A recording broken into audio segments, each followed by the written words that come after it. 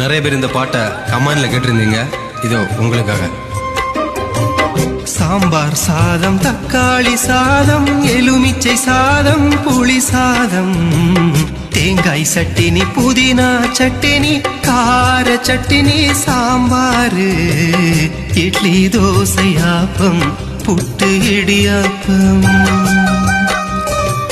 பானிபூரி, காளான், நூடுல்ஸ், பிரியாணி,